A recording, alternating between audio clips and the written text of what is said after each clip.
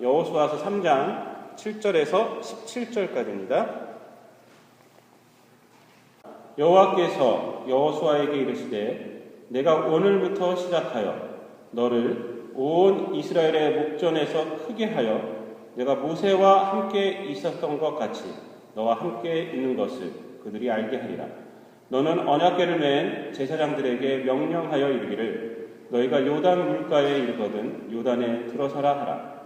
여호수아가 이스라엘 자손에게 이르되 이리 와서 너희의 하나님 여호와의 말씀을 들으라 하고 또 말하되 살아계신 하나님이 너희 가운데 계시사 가나안 족속과 헷 족속과 히위 족속과 브리스 족속과 기르가스 족속과 아모리 족속과 여부스 족속을 너희 앞에서 반드시 쫓아내실 줄을 이것으로써 너희가 알리라.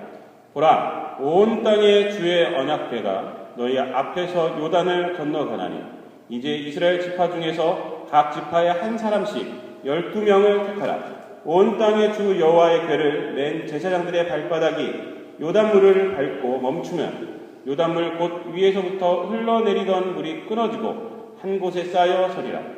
백성이 요단을 건너려고 자기들의 장막을 떠날 때에 제사장들은 언약궤를 메고 백성 앞에서 나아가니라.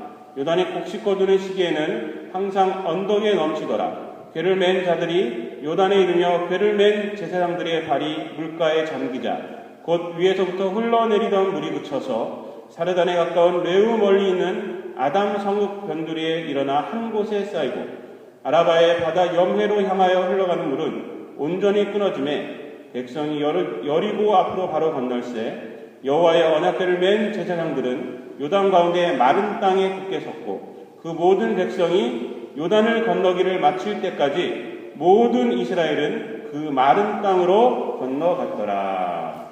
아멘. 이 말씀을 가지고 여호수아의 믿음의 눈이라는 제목으로 우리가 함께 은혜를 나누도록 하겠습니다.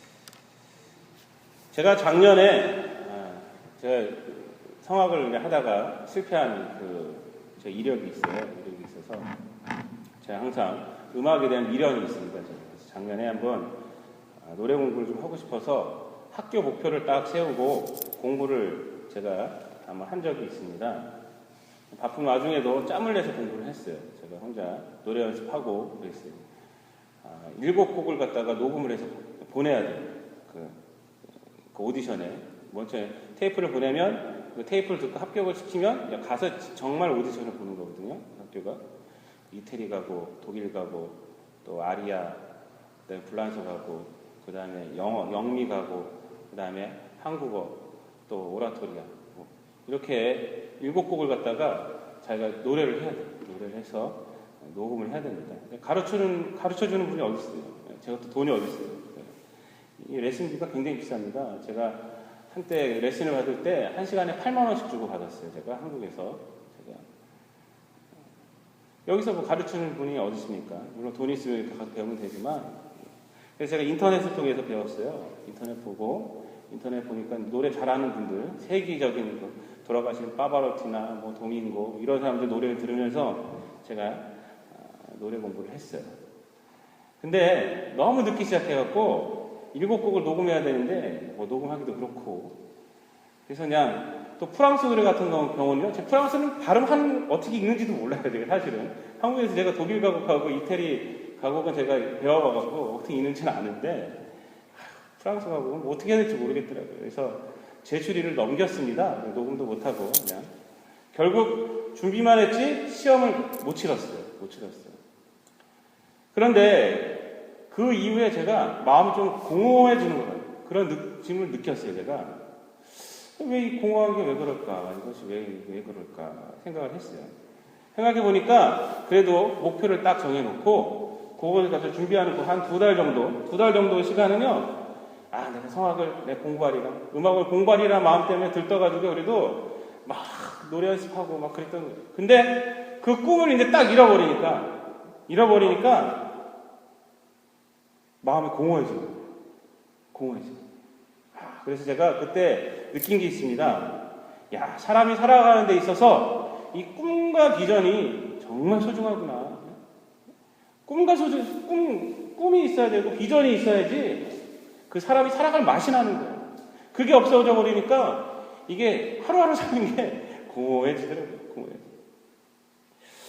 꿈이 있는 백성은 망하지 않는다라는 말이 있잖아요. 우리도 잘 하는 말이에요. 꿈이 있는 백성은 망하지 않는다. 우리가 꿈이 있어야 합니다. 사람들에게요, 이 꿈이 없으면 안 돼요. 노인들도 마찬가지입니다. 복권이 왜 생겼느냐면, 뭐 그 말이 정확한지 모르겠는데, 이 어르신들이 뭐 낚시 있습니까? 양로원에서 낚시 없잖아요. 그러니까 그래도 복권을 한 장 사면은 일주일 동안은 이게 당첨되리라는 꿈으로 산다는 거예요. 그래서 그런 의미에서 복권을 만들었다고 해요. 그런 소망을 주기 위해서.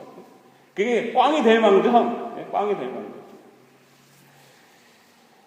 꿈이 있어요. 어르신들 특히 나이 들수록요. 꿈이 있어야 됩니다. 하루하루 목적을 탁, 오늘 내가 뭐를 하리라. 한 달은 뭐를 하리라. 건강을 위해서, 뭘 위해서 이렇게 목표를 탁 세우고 살아가면요. 괜찮아요. 신앙생활도 마찬가지예요. 신앙생활도 우리가 비전이 있어야 돼요. 비전. 모든 사람들에게는요. 꿈과 비전이 있어요. 저는 그래서 아이들을 만나면 꼭 물어보는 게 돼요. 너는 커서 뭐가 되고 싶니? 맨날 바뀌어도요. 맨날 물어봐요. 왜? 자꾸 그걸 확인시켜 주는 거예요. 꿈을 갖게 해주는 거예요. 리더 있잖아요. 리더. 사람들이 이끄는 사람들에게 중요한 조건들이 많이 있어요. 뭐 제가 리더 책들을 이렇게 쭉 봤더니 뭐 여러 가지 뭐 리더에게는 뭐가 있어야 된다, 뭐 관용이 있어야 된다, 지식이 있어야 된다, 뭐 이런 것들이 있는데 가장 중요한 조건이 뭔지 아십니까? 리더에게 가장 중요한 조건은 사람들에게 꿈을 주고 그 꿈을 잃지 않게 하는 사람. 바로 그 사람이 리더입니다. 꿈과 희망을 사람들에게 주지 못하는 리더는요, 개인적으로는 좋은 사람일 수 있어요. 개인적으로는 참 성품도 좋고, 그런 사람일 수 있지만, 리더는 될 수가 없다. 사람들이 이끌지 못하기 때문에 그래요. 우리가 지금 여호수아서를 지금 계속 주일마다 지금 보고 있습니다. 이 여호수아가 이제 새로운 리더가 됐어요. 이스라엘 민족에. 이 여호수아가 과연 어떤 리더인지 한번 우리가 오늘 본문을 통해서 한번 생각해 보려고 합니다. 오늘 본문은 우리가 7절부터 17절까지 우리가 읽었는데 이 본문 중에서 9절부터 13절까지 말씀은요. 여호수아가 이스라엘 백성들을 놓고 지금 연설을 하는 거예요. 이스라엘 백성들을 쫙 모아놓고요. 요단강 앞에서 지금 연설을 하고 있는 것입니다. 근데 이 연설을 통해서 우리는요, 뭘 느낄 수 있느냐? 이 여호수아가 요단강 앞에서 지금 연설을 하는 것이 아니라 꼭 이미 요단강을 건넌 후에 말하고 있는 느낌을 받아요. 즉, 요단강이라는 문제 앞에서 지금 서 있는데 이스라엘 민족들이. 근데 여호수아는요, 지금 말하고 있는 투가 어떤 투냐면 요단강을 건넌 후. 요단강이라는 문제를 해결한 후에 백성들에게 지금 연설하고 있는 듯한 그런 느낌을 우리가 받는다는 것입니다. 특별히 10절 말씀을 보면 그렇습니다. 10절 말씀 우리가 다 함께 한번 읽어보도록 하겠습니다. 10절 시작. 또 말하되 살아계신 하나님이 너희 가운데 계시사 가나안 족속과 헷 족속과 히위 족속과 브리스 족속과 기르가스 족속과 아모리 족속과 여부수 족속을 너희 앞에서 반드시 쫓아내실 줄을 이것으로써 너희가 알리라. 마지막에 지금 뭐라고 말하고 있습니까? 이것으로써 너희가 알리라. 이렇게 말하고 있어요. 이것으로써 너희가 알리라. 이것이 뭐냐면 요단강을 건너는 거예요. 요단강을 건너는 사건으로서 뭘 알 수 있다고요? 살아계신 하나님이 너희 가운데 계시사 가나안에 있는 모든 족속들도 쫓아내실 줄을 너희도 알게 됐어요. 지금 말하고 있는 것이 뭐냐면 꼭 지금 요단강을 건너기 전임에도 불구하고 요단강을 건넌 후에 말하는 것 같아요. 이것으로서 네가 알게 된다. 이것을 알게 된다. 여호수아는 하나님의 말씀을 통해서 지금 믿음의 눈으로 요단강이라는 문제를 바라보고 있는 거예요. 요단강을 건너가기 전에 연설을 하면서 이 백성이 분명히 요단강을 건널 것을 확신하고 있는 거예요. 확신하고 있는 거죠. 우리가 본문을 다 읽어서 알 수 있듯이요. 지금 이스라엘이 맡고 있는 그 계절, 당하고 있는 계절은 보리를 수확하는 계절이에요. 그러니까 우리나라 달력으로 한 3월에서 4월 정도 보리 추수하는 그 정도 된다고 합니다.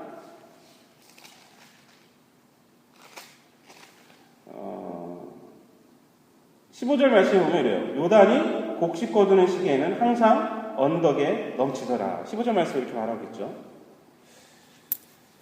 이 계절에는요, 요단강의 수량이 아주 꽉 차는 계절이에요. 요단강의 수량이 아주 꽉 차는.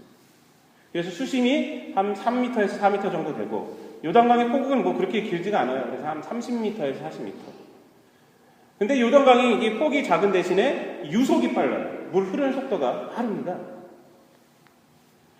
큰 강들, 우리나라에는 한강이나 뭐 이런 강들에 비하면요, 아주 작은 강이죠. 뭐 폭 30m, 40m 정도. 꽉 차니까 3m, 4m. 깊이가. 그래도요, 이 수많은 이스라엘 민족이 수영을 해서 건너기는 힘들어요. 60만이라는 재미 보고 어떻게 수영해서 건너요? 그러다 빠져오는 사람들이 한둘 개 있어요. 그리고 이스라엘 민족들이 수영을 뭐 어디서 해봤어요? 광야 생활에서만 있었는데, 사막만 다녔는데, 무슨 수영을 어디서 배웠겠어요? 배를 어디서 배우고 있어요? 배.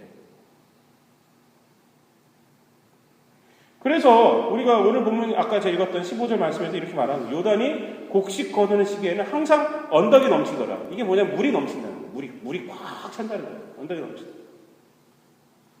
지금 여호수아가요, 이스라엘의 새 지도자가 된 후에 첫 번째 문제에 봉착한 거예요. 첫 번째 문제예요. 이 요단강을 어떻게 해결하냐. 지금 이스라엘 민족은 지금 여호수아를 쳐다보고 있어요. 옛날에 모세가 있었으면 어떻게 했을 거야? 뭐 이런 생각 가진 사람도 있어요. 과연 여호수아가, 우리의 새로운 지도자 이 여호수아가 이 새로운 문제, 요단강이라는 문제를 어떻게 해결할 것일까? 이스라엘 민족이 쳐다보고 있는 거예요. 그 문제 앞에서 하나님은요, 7절 말씀에 여호수아에게 이렇게 말합니다. 내가 오늘부터 시작하여 너를 온 이스라엘의 목전에서 크게 하여 내가 모세와 함께 있었던 것 같이 너와 함께 있는 것을 그들이 알게 하리라. 그들이 이스라엘 민족이 알게 하리라. 여호수아는요, 이 말씀을 듣고 확신이 생긴 겁니다. 이스라엘이 하나님의 방법으로 이 요단을 건너갈 것이라는 이 확신이 생겼어요. 확신이 생겼어요. 그리고 이 확신으로 이스라엘을 모은 거예요. 그리고 이스라엘이 연설을 하는 거예요. 연설을 하는 거죠. 요단강을 건너는 것뿐만 아니라 앞으로 가나안 땅에서 닥치는 모든 문제도 하나님께서 해결하실 것이다 라는 확신을 갖고 지금 연설을 하는 거예요. 연설. 1장부터 하나님은요, 여호수아에게 계속 용기를 주셨습니다. 두려워 말라. 내가 너와 함께함이라. 강하고 담대하라. 계속 말씀하셨어요. 오늘 7절 말씀에서도 그렇게 말했잖아요. 오늘부터 시작하여 너를 이스라엘 목전에서 내가 크게 하리라.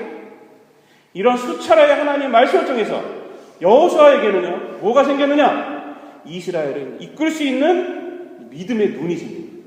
믿음의 눈. 그 믿음의 눈으로 이스라엘 백성에게 지금 말하고 있는 것입니다. 마치 요단강을 건넌 것처럼 이 일로 너희가 알게 하리라. 건넌 것처럼 요단강 앞에서 지금 말하고 있는 것입니다. 사랑하는 성도 여러분, 우리에게도요, 이 믿음의 눈이 있어야 돼요. 여호수아가 갖고 있는 이 믿음의 눈이 있어야 됩니다. 인생에서는요, 모두가 주인공이에요. 모두가 주인공이에요. 우리가 드라마를 보면요, 주인공도 있고, 뭐 조연도 있고, 그냥 한번 지나가는 사람도 있어요. 그러나 인생에서는요, 누가 주연입니까? 내가 주연이에요. 여러분들 자신이 다 주연입니다. 자신의 삶에서 조연은 없어요. 조연은 주연이에요. 누구나 주연이에요. 이 주연된 삶을 어떻게 살아야지 우리가 성공적인 삶으로 살 수가 있겠습니까? 우리에게 맡겨진 시간을 어떻게 하면 잘 사용할 수가 있겠습니까? 바로 여호수아가 갖고 있는 이 믿음의 눈을 가져야 돼요. 믿음의 눈을 가져야 됩니다. 여러분, 강영우 박사님을 여러분 다 아실 거예요. 강영우 박사님 다 아시죠? 강영우 박사님 어떤 분이냐면, 그 아버지 부시가 대통령일 때 백악관의 정책 차관부를 지낸 사람입니다. 여러분 아시죠? 그런데 이분이 누구냐면 시각장애자예요. 시각장애자. 앞을 볼 수가 없는 사람입니다. 제가 설교 준비하면서 강영호 박사님 얘기를 좀 봤어요. 강영호 박사는요, 어렸을 적에 아버지가 돌아가셨어요. 그리고 중학교 3학년 때, 어디는 15살, 어디는 17살 그러는데, 미국 나이로는 15살이고, 한국 나이로는 17살인 것 같아요. 중학교 3학년 때 축구공에 맞았어요, 눈을. 근데 이게 잘못 맞아갖고요, 실명이 되버렸어요. 실명. 그 이후에 아들이 맹인이 되었다는 소리를 듣고 그 어머니가 바로 돌아가셨어요. 충격을 쓰러지셨고요. 돌아가셨어요. 이제 아버지는 어렸을 때 돌아가시고 엄마는 충격으로 돌아가시고 누나가 있었어요. 그 누나가 이제 가장이 돼서 다니는 학교를 그만두고 공장에 취직을 합니다. 근데 취직해서 너무 열심히 일해가지고요. 뭐 공장에서만 열심히 이렇게 했으니까 집에 오면요, 남동생은 저기 시각장애인이죠. 동생 둘이는 어리죠. 돌보니까 쉴 시간이 없죠. 그래서 2년 뒤에 이 누님도 그만 과로로 쓰러져서 숨지고 말았어요. 이게 바로 3년 내 일어난 일이에요. 자기 실명되고 어머니 돌아가고 큰 누님도. 그래서 이 강 박사님은 동생들을 고아원에 보내고 말았어요. 얼마나 이 어린 강영호 박사가 얼마나 좌절했겠습니까? 자기 눈도 안 보이죠. 자기 돌봐주는 사람도 없어졌죠. 그래서 몇 번이나 삶을 포기하라고 했대. 우울해지고. 워싱턴 코리아라는 TV에서요, TV 초대석이라는 프로가 있더라고요. 거기서 이제 강영호 박사님을 이제 초대해갖고 그분하고 얘기를 했어요. 근데 강영호 박사님이 지금 굉장히 얼굴이 환하고 낙천적이에요. 그래서 이 리포터가 이렇게 말을 했습니다. MC가. 아니, 원래 성격이 낙천적이었으니까. 그러니까 이 강영호 박사님 하는 말이 아닙니다. 그 시절 자기가 어머니 돌아가고 누님 돌아가고 내 눈이 막 그렇게 되고 애들 다 뿔뿔 터지고 그 시절에는요, 너무 힘이 들었어요. 그러나 이런 나쁜 일들을 통해서 하나님께서 더 밝고 좋은 일들을 만드신다는 것을 깨닫게 되고, 그 이후에 오히려 눈이 멀기 전보다 더욱 성격이 낙천적이 되었습니다. 라고 자기 입으로 이렇게 말하는 걸 제가 들었어요. 하나님의 그 인도하심을 깨닫고요, 이제 목표를 세웁니다. 목표를 세워요. 자기가 안 가진 10가지로 불만하기보다 자기가 가진 한 가지로 감사하며 살아가리라. 그러면서 목표를 세워요. 18살에 중학교에 들어갑니다. 중등 맹인 학교에 들어가요. 또래들보다 5년이 늦게 들어가요. 그리고 거기서 학업을 시작합니다. 아주 많은 어려움이 있었겠죠. 그때 뭐 점자책이 뭐 많았겠습니까? 이분이 45년생이고 뭐 점자책이 있겠어요? 뭐가 있겠어요? 그렇지만 하나님이 나와 함께 하시고 하나님이 나를 분명히 쓰실 것이다, 성공하리라 라는 꿈을 간직하고 열심히 공부를 해서 시각장애인으로 연세대에 입학을 합니다. 입학할 때 인문계열 전체 차석으로, 그리고 졸업을 하게 됩니다. 입학하고 나서. 그리고 졸업 후에 자기를 돌봐주던 숙명여대 영문과 그 여인 석은옥이에요. 석은옥 씨랑 같이 결혼하고, 그 다음 맹인 최초로 미국 유학을 떠나서 3년 6개월 만에 교육학 석사, 그 다음에 심리학 석사, 교육철학 박사가 되고, 그리고 일리노이 대학 교수가 됩니다. 그리고 미 연방 최고이직, 이거 500명이라고 해요. 그 중에 한 자리가 사성 장군하고 똑같죠. 그 자리, 국가장애위원회 차관보에 임명이 됩니다. 우리나라 최초, 그것도 맹인이에요. 이분이요, 이런 얘기를 했어요. 누구나 성공의 잠재력은 가지고 있다. 하지만 그것을 참아내고 개발하지 않을 뿐이다. 자기 창조에 대한 노력을 통해 성공에 이른 7가지 원리가 있다. 이분이 이렇게 얘기합니다. 7가지 원리는 첫 번째, 인간으로서 자긍심을 가져라. 두 번째, 미래에 대한 확신을 가지고 불가능에 도전하라. 세 번째, 긍정적인 사고로 새 세상을 보라. 네 번째, 선명한 비전으로 타고난 능력을 개발하라. 다섯 번째, 사랑과 봉사로 리더십을 길러라. 여섯 번째, 전체를 보는 눈으로 실력과 인격을 갖추라. 일곱 번째, 약점을 성공의 발판으로 삼아라. 사람들이요, 강영우 박사의 이 일대 그의 삶을 통해서 얼마나 많은 용기를 받고 얼마나 많이 힘을 얻는지 몰라요. 작년 12월 25일 날 성탄절에 강영우 박사에 대한 청천벽력 같은 그런 뉴스가 이렇게 우리나라에서 흘러나왔습니다. 그 뭐냐면 현재 이 강영우 박사는 췌장암을 앓고 있어요. 근데 지인들한테 쫙 편지를 보냈어요. 췌장암이 심해서 앞으로 이제 2개월밖에 못 산다라는 판결이 딱 떨어졌대요.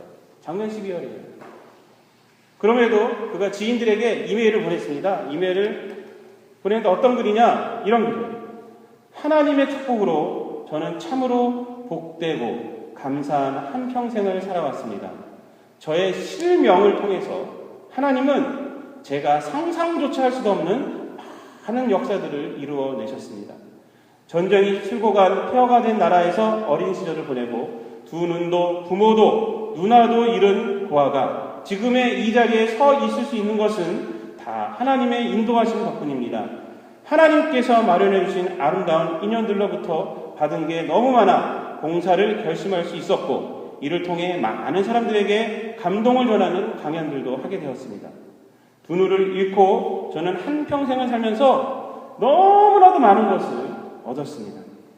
이제 췌장암으로 얼마 남지 않은 시간이지만 2개월을 하나님께서 주신 것에 대해서 감사를 합니다.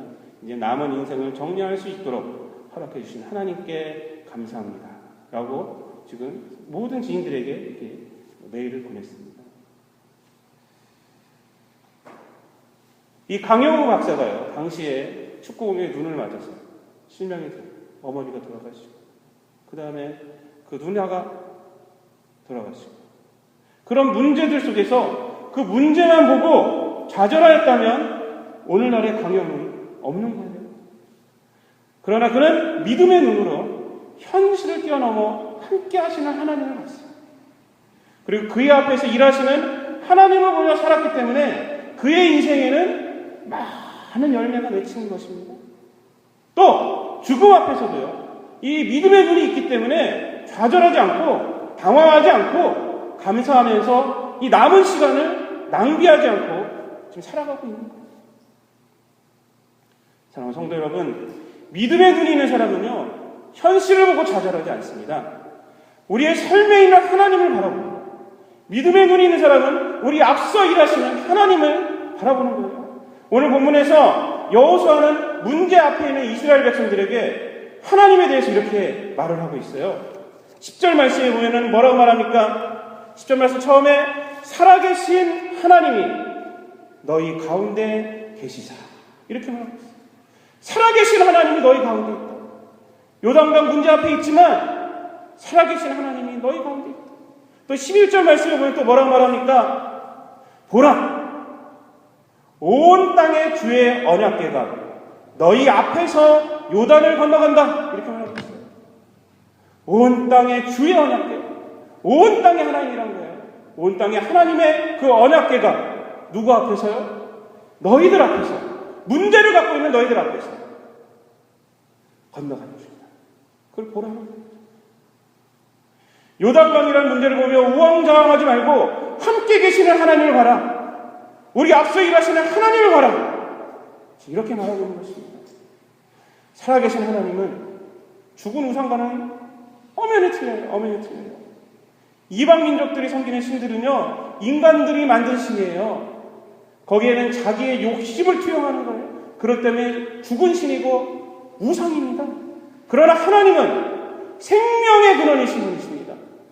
살아계신 하나님이에요. 바로 그 살아계신 하나님이 지금 이스라엘 민족 가운데 계시다는 거예요.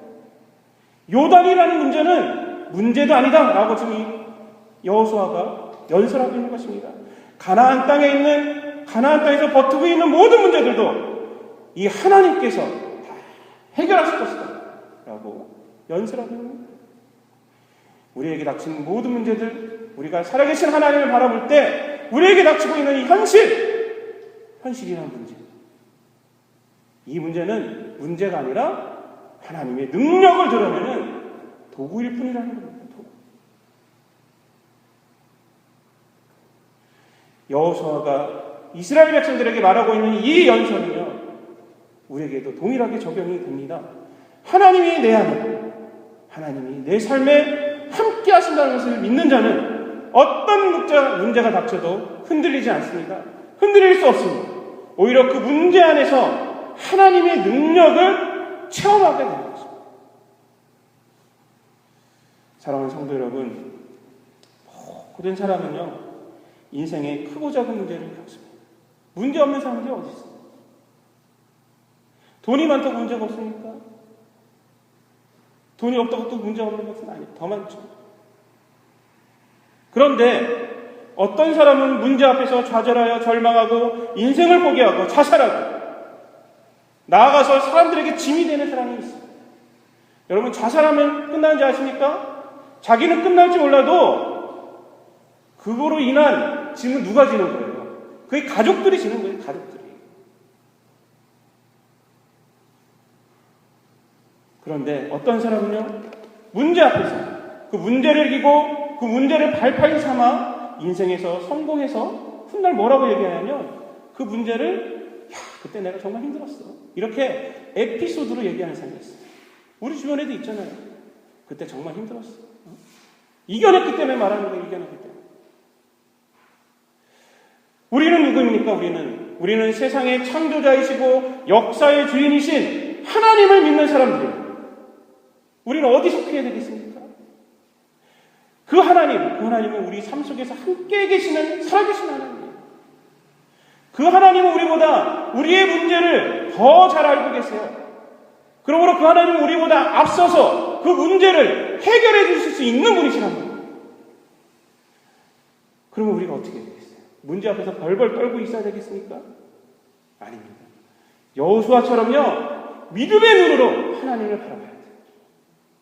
그 문제가 해결된 것처럼 생각하고 살아가는 거예요.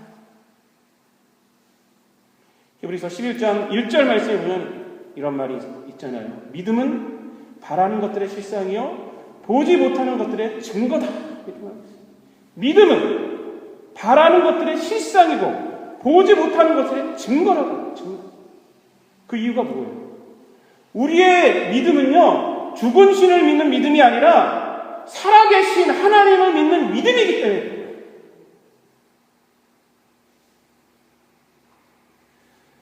삶의 무게가 너무 어렵고 힘들어 마음이 울적해지고 사람들도 만나고 싶지 않을 때가 있어요. 저도 그래요. 어쨌든 그런 경우가 있어요. 누구나 그런 경우가 있잖아요. 경제적인 것이 너무 어렵지만 누구에게 도움을 청하긴 청해야 되는데 자존심 때문에 말을 못하는 경우도 있어요. 이민자의 삶 얼마나 힘이 듭니까? 얼마나 힘들어요. 나가면 이방인이에요. 우리는 이방인. 직업도 없어요. 한국에서는 직업이 있었잖아요. 왔더니 직업도 없어요. 비자 종이가 뭔지 그 종이 때문에 차별받고 살아요. 또 종이 한 장 때문에. 영주권 카드가 뭔지 그것 때문에 또 같은 민족끼리 또 차별받고 살아요. 영주권 있는 자는 뭐 월급이 얼마고 없는 자는 뭐 어쩌고. 한국에서 재산 다 정리하고 들어왔는데 들어와보니까 아이들이 너무 심심해. 아이들 막 돌아가자 그래.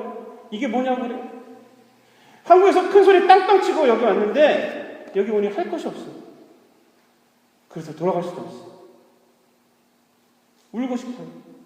이런 문제들 우리에게 다 있습니다. 바로 그때가 살아계신 하나님을 의지할 때예요. 바로 그때가 살아계신 하나님을 의지할 때예요. 바로 그때 여러분들 교회 나오셔서 기도하시기 바랍니다. 하나님 앞에 무릎을 꿇으시기 바랍니다. 문제만 바라보면요, 그 문제에 갇히는 거예요. 그냥 그 문에 다 갇혀버려요. 답이 없어지는 거예요. 여러분, 사람이란 말의 헬라어는요, 안드로포스예요. 안드로포스라는 단어입니다. 근데 이 안드로포스라는 단어의 뜻이 뭐냐면 하늘을 바라보는 사람. 아니, 하늘을 바라보는 존재. 사람은 누구냐? 하늘을 바라보는 존재라는 거예요. 하늘을. 근데 사단은요, 자꾸 우리에게 인생의 여러 가지 문제를 줘요. 그래서 자꾸 그 문제만 바라보게 해요. 하늘을 바라보지 못하게 하는 거예요. 문제 속에 갇히게 합니다. 사람으로서의 본질을 잃게 해요. 우리는요, 하나님을 바라봐요. 문제 앞에서 우리가 벌벌 떨지 마시기 바랍니다. 살아계신 하나님을 바라보시기 바랍니다. 하늘을 바라보는 존재가 바로 나임을 깨닫고 믿음으로 하나님을 바라보시기를 바랍니다. 그때 우리에게 있는 문제가 어떤 문제이든 우리는 그 이겨낼 수가 있는 것입니다. 그리고 후에 우리는 그 문제를 웃으면서 얘기할 수 있는 거예요. 요단강의 문제이든 앞으로 닥칠 가나안 땅의 문제이든 다 해결할 수 있는 거예요. 본문의 여호수아는요, 이 믿음의 눈을 가졌어요. 그리고 이스라엘 민족들에게 연설하셨습니다. 바로 이것이 요단강을 건널 텐데 바로 이것이 가나안 땅에 있는 모든 문제들도 해결하실 증거다라고 이스라엘 민족들에게 말하고 있어요. 여호수아의 믿음의 눈을 갖고 문제보다는 우리 안에 계시고 우리 앞서 일하시는 하나님을 바라보며 살아가시는 성도님들이 되시기를 우리 주님 예수 그리스도의 이름으로 축복드립니다. 기도하겠습니다.